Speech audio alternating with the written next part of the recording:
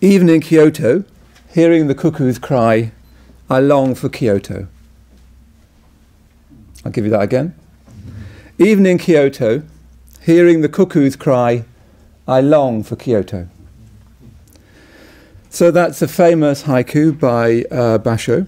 And the haiku is a very, as you know, a Japanese form. I've never been convinced that the haiku works in English. It's a very short form, and in English it often doesn't come off. Many English poets, many American poets particularly, think it doesn't really work. But recently I was talking to Robert Hass, who translated that haiku. He was here on a poetry and meditation retreat, American poet. And he was just explaining to us all the background, the context of that. So, even in Kyoto, hearing the cuckoos cry, I yearn, I long for Kyoto. So the word cuckoo in Japanese, it sounds kyokyo. That is how it sounds. So partly what he's doing, he's playing on the word for cuckoo, which is very, very similar to the word for Kyoto. Yeah? Also, at that time, cuckoos, and in a haiku form, you're always supposed to mention a season. So a Japanese reader would immediately know when they read cuckoo that you meant it was a summer bird. So it's a summer haiku, yeah? So you immediately took in the matter of the season. So you've got this two things already. And then at that time, cuckoos were thought to vomit blood at the end of singing 8,008 times and then die. That was the tradition, yeah? So they'd sing 8,008 times and then they'd die, yeah? So when you get the tiny bit of the context, a little bit of the world in which Basho was talking about, you realise how little you understand it. You think you understand it, but you don't really. It's actually very difficult to know whether you understand it or not. It feels like you do, but you really don't, or at least you don't know. So Basho lived 100 years after Milarepa. So my contention is we can't really understand his words, which is fine, except we easily think we can. Perhaps we can, we just don't really quite know. We don't know the cultural context, we don't know the historical context, we don't know the Mahamudra context. Some of us have read about Mahamudra, but none of us have grown up in it, lived and breathed it. We don't really know. So I don't feel qualified to talk about Milarepa's vision. In fact, I think it's better to stick to our own context, to our own shared vision of spiritual life. I can't really say much about Milarepa's because, even looking at that translation of a haiku by Basho, which is only a few syllables long, there's so much of it I didn't get when I heard it. So how much of Milarepa are we just not getting that we don't resonate with? Yeah?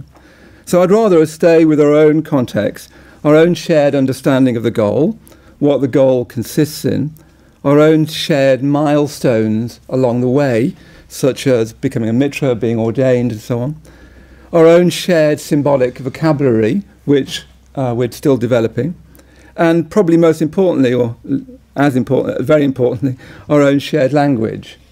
I think we need to sort of understand those things much more deeply, rather than sort of riff off too much on Milarepa. Now, because all these things are shared, doesn't mean to say they're not changing. We're not interested in a Buddhist heritage site. We're not interested in a sort of Bhante heritage site. But nor are we trying to create a sort of pick and mix Buddhism, a pick and mix modern Buddhism that takes a bit from somebody from over there and a bit from somebody from over there. So yeah, just because it's shared doesn't mean it's not changing. But I think this question of a sort of shared vision is much more difficult than we think. And I've got three little ideas about why I think it's more difficult than we think. I think it's difficult to have this shared vision, partly because Bhante's elucidation of the Dharma is deceptively clear and straightforward. I think actually that's a reason why it's difficult to have a shared vision. It's deceptively clear and straightforward, as if you don't really need to think about it. When you read Bhante, remember reading when you first read him, you just think, yes, that's true, that's fair enough. It doesn't look on the face of it, because his writing, I think, is so good, and his thinking is so clear, it doesn't really look like you need to think much about it. At the moment, I'm trying to write a book on the 5 great stages from the papers, and I set off to write about integration. As soon as you start writing about integration, what on earth does he mean by it? When you try and write about it, it's all right to just chat about it, but when you try and write about it and clarify what it means and how it differs from a psychological idea of integration, for instance, you suddenly realise you don't really know what he means by it. You've taught it and so on, but you don't really know what he means by it. So I think his deceptively clear and straightforward writing of the Dharma actually makes it more difficult for us to share it, because we don't think we need to think about it and think we could even get away with not thinking about it. The second reason I think it's difficult to share this is because I am hammering through this because I haven't got much time. So there isn't any jokes, I'm afraid. Sometimes people expect me to do jokes, and sometimes I'm just frankly not in the mood. Anyway, you're like that too? I'm like that. So the second reason why I think it's difficult to share Bhante's elucidation of the Dharma is that what we're really trying to share is what Bhante himself calls that indefinable spirit. That indefinable spirit that through him has founded the movement and order. Really, that's what we're trying to share, an indefinable spirit. Bhante, at the end of that paper, is saying actually we need to really take care of that, and we shouldn't try and pin it down. If you try and pin it down too much, you lose it. So we're actually trying to share an indefinable spirit. In my own imagination, that means it's as if we all need to be in our mind basically looking at the same thing, which we can never quite describe, but we all need to be looking at it in our mind and have the same path towards it. And that path and that thing that we're looking at, that ideal that we're looking at, needs to be manifest in a million details of ordinary life. And it's difficult to see whether we are sharing this indefinable spirit. The most important thing, sharing this indefinable spirit, is the most difficult to see whether we are sharing it. I've met order members who look like they're sharing it and even use the language of it, but I'm afraid one sometimes doubts. Yeah? I've also met order members who don't look like they're sharing it and don't sometimes even use the language, but when you explore with them more deeply, they're sharing it very deeply indeed. You feel it. And I think when you know you're sharing, it's to do with a felt sense. It's not primarily an intellectual sense, although it includes that. It's a felt sense. So you can look like you're sharing it and not be, and not look like you're sharing it and be sharing it. Thirdly, it's difficult to be clear about Bhante's elucidation of the Dharma because there are so many competing views, even apparently Buddhist views, from Daniel Ingram's to Al Yu, but then you riff off that to things like modern Vedanta. I've been struck by how many people come along to us through AA and other views of AA. I'm even noticing a huge surge of contact improvisation, which I'm sure has its own views. That's dancing, folks. Trying to have a clear vision of Buddhism and how it coincides and departs from those views is very, very difficult. And I don't think it's something I'm up to. You know, I read something from another tradition, I think, yeah, it sounds fair enough. It takes a better mind than me very often to see, no, but to see how it departs from the Dharma there. Yes, that part is accurate, but that part departs from the Dharma. To have that kind of deep understanding of the Dharma, I think is very rare. I don't, I'm afraid, have it myself. I think it's not my, I'm not able to think at that depth. So my instinct today is, and this for this short period of time, is just to try and keep it simple. So what I've been thinking myself is that the great question of spiritual life is how does dukkha become Shraddha? Really, that's what my life boils down to, especially as I'm getting older. I think that is the great issue, is how does dukkha become Shraddha? Even when we think that, we need to remember that dukkha may or may not be felt. Sorry, dukkha always is felt. Shraddha may or may not be felt. Shraddha can be, like any emotion, can be sentimentalized. So it may or may not be felt. It's probably more like what motivates you to act in ways that orientate you, or orientate me, to the Buddha Dharma, such as being here today, coming on this convention. Shraddha is what makes you do things that help you enter the stream of the Dharma.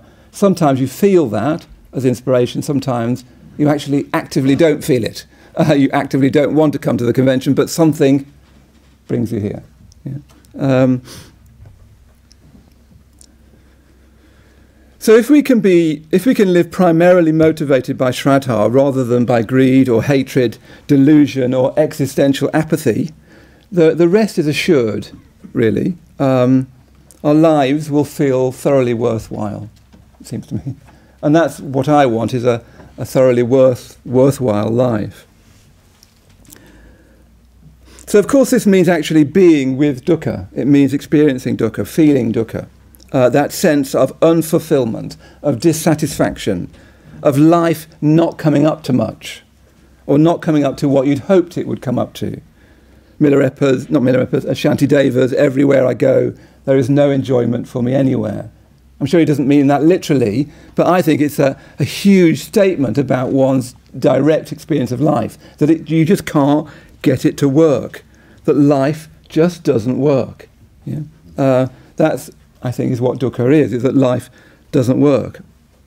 And of course there's a sort of koan in this, even in this matter of feeling dukkha, because to really feel dukkha, to really face up to dukkha, to die into it, we need a degree of shraddha. Otherwise we just can't help but hold on.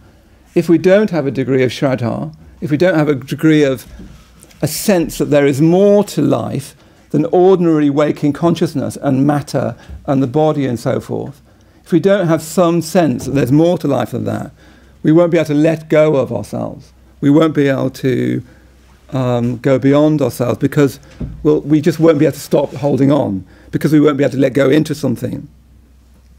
We'll feel that we'll get annihilated, or we'll fall into despair. As I've been getting older, my health has been getting gradually worse, and so I have quite a lot of sort of ongoing discomfort. I'm sure many of you do, and as we get older, we'll all have more. Yeah, and very, very difficult not to fall into despair with it. It's sort of all right when you're young. You sort of think, oh well, we'll cobble it through. But as you get older, there's been more that literal dukkha. So it's very easy to fall into despair. So I think often we're just not in a healthy enough mental state to really stay with dukkha. We don't have the courage, we don't have the confidence, we don't have the faith to face up to our disappointments, to our unfulfillment, to our unfulfilled longing, that sense of wishing we'd had more, wishing we were more successful, wishing whatever it is, that sense of, yes, unfulfillment, that arises amongst us as much as it does out there, doesn't it? It's very, very easy to compare oneself with others and think, oh, I'm not as good as them, I haven't done as much as them, and so on. I'm not as spiritual as them. So quite a lot of our practice is getting enough faith, enough right view and enough positive emotion to really face the fact that life doesn't work. I think that's what spiritual death is about, is getting to the point where you can really face the fact that life doesn't work. So I think there's three ways of avoiding this. Three ways, at least. It's always handy to come up with threes because they're slightly memorable, hopefully. Three ways in which I think it's easy to avoid dukkha. Probably we could think of our life very much in terms of how we avoid dukkha. So the first one I came up with, off the top of my head as it were, was over-personalising it. That the first way we can avoid dukkha is to over-personalise it. This is when we get caught up in our own personal trauma and pain, our own history, our own pain. Before I got ordained particularly, I did a lot of this, as Maitreyabandhu knows. I used to go on and on about my own personal trauma and pain to the boredom of those around me. So that's one thing we can do, just get caught up in our own history of pain. But the dukkha that we're trying to face is universal. I think one of the dangers of spiritual life is we keep thinking of it to do with me rather than to do with us. Even writing about spiritual life, it's very difficult to keep talking about us rather than me. So recently, as I said, I was leading a poetry and meditation retreat here. I keep on indicating this because this is where we're sitting interviewing the poets. And David Constantine, who's well known as a German scholar and a translation of Brecht, but a poet in his own right. Very interesting man, a very committed socialist in the old-fashioned sense of this isn't good enough, this world isn't good enough, and yes, we should change it, and it can be changed. You just need to get off your Nausimus Maximus, you're behind, and go and do something. And I was very, very impressed with him. I've met him before. I'm very, very impressed with him. And he wrote me a long letter after the retreat in which he was concerned about the Buddha figures. He went to look at the Buddha figure in the field just there. He went to look at the Buddha figure in the shrine room, and he was really concerned about their smile. He said, "What are they smiling at?" These Buddha figures. He said, "What I'm very aware of at the moment is the bombing of children in Gaza. That's what's foremost in my mind. So I walked to your very nice retreat center. He says it much nicer than that. He's a lovely, lovely man. I see these very peaceful Buddhas smiling to themselves. What are they smiling about? What are they doing? What are they doing about life?" I was really struck by that. Somehow coming from outside, it sort of wakes something up. So I think it's really important to remember that when we talk about facing dukkha, we mean it as a universal, an attribute of the universe. We mean it to include those children being bombed in Gaza and the dreadful weight of history. Sometimes we hardly can escape the weight of history. This huge, almost crushing weight. So over-personalising pain and dukkha, even though that's understandable, can't be right. The danger, it's very easy to sort of drift off into, depth psychology, soul therapy, all those kind of things. And eventually it becomes a dead end. I think it can be useful for some people some of the time, but eventually it becomes a dead end. The second way I think that we have for avoiding dukkha is to depersonalize it. That by some kind of jiggery-pokery, we wish the problem away. Yeah? Or more accurately, that we try to think the problem away for pseudo-philosophical reasons. The current version of that is this idea that there's no self, no history, no one suffers, and so on. This seems to me very much a modern phenomenon. My own theory is that we're so saturated with words and thinking and ideas, like human beings have never been before in history. So saturated with words, thinking and ideas, that we easily mistake them for experience. Because most of our experience is words, thinking and ideas. We live increasingly through the web, so we can easily, instinctively, almost habitually, mistake them for experiences. So we end up with some kind of mentalist insight, a mind insight, which I've even started to wonder as to be a little bit analogous to what's called a false self. It's a psychological term. When some children are not loved by their parents, in the desperation of childhood, they try and come up with a self that their parents will love. And before they know it, they've found a self their parents love, a talented self, a something self, and then they start to believe that that's who they are. It goes on for very, very early on, and they get very frustrated if people don't relate to that self-belief that they have. Do you see what I mean? I think there could be a similar thing with this sort of mentalist view of life. You could start to have a mentalist view of yourself, and then get very frustrated if people won't relate to you through that view. Yeah?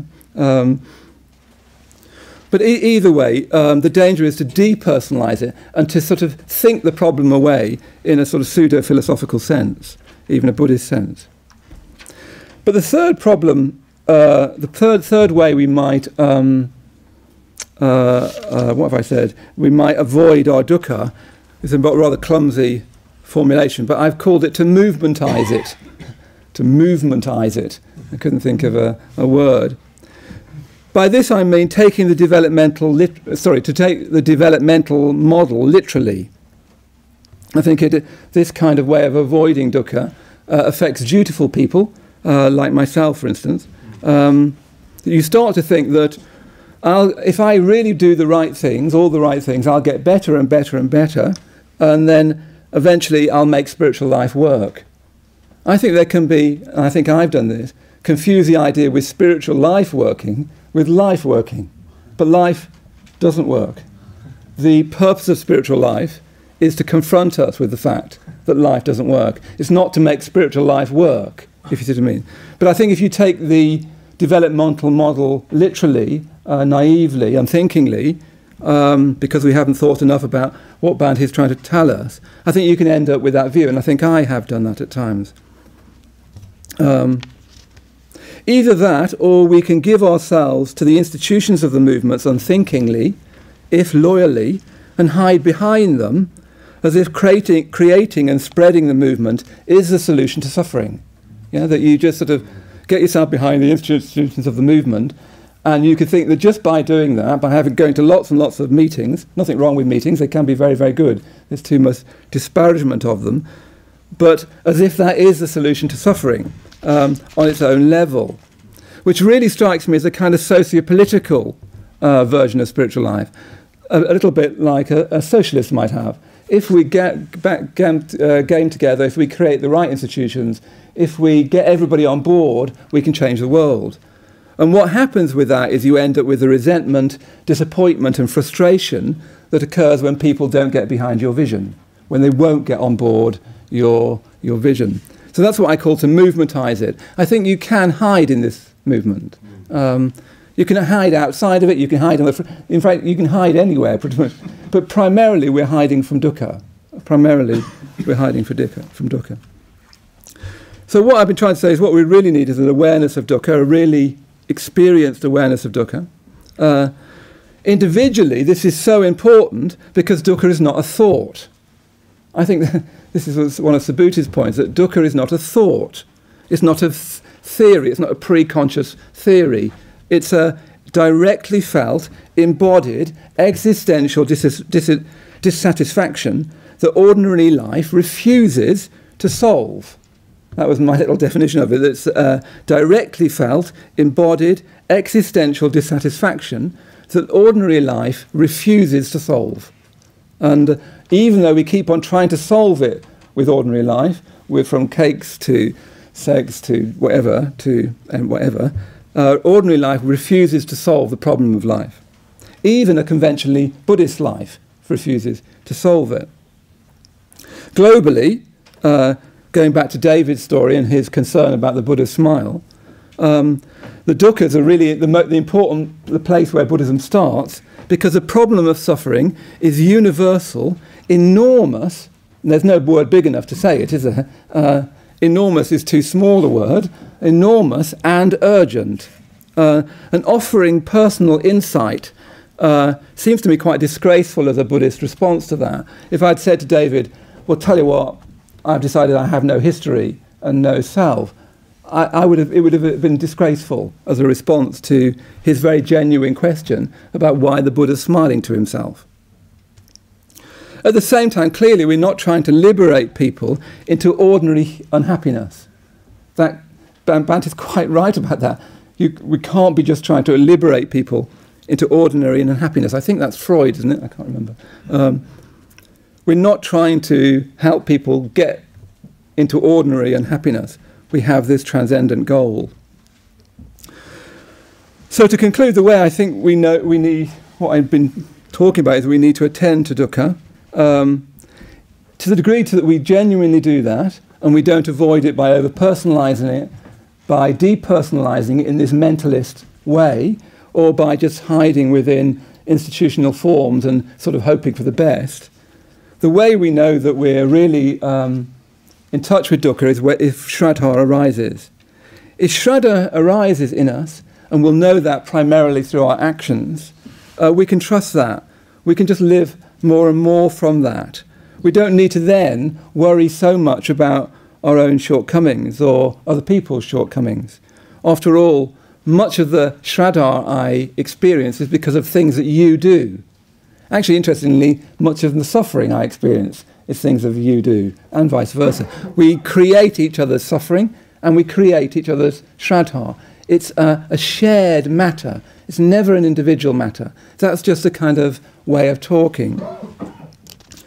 So we don't need to worry then too much about our collective shortcomings if we can live more and more in accordance with faith in the three jewels. If we can just enter into the spirit of the Dharma by that. If we do that as an order, if we can be in contact with Shraddha, be in contact with dukkha so that Shraddha arises, then we will be a source of hope for an increasingly agonized and divided world. Thank you.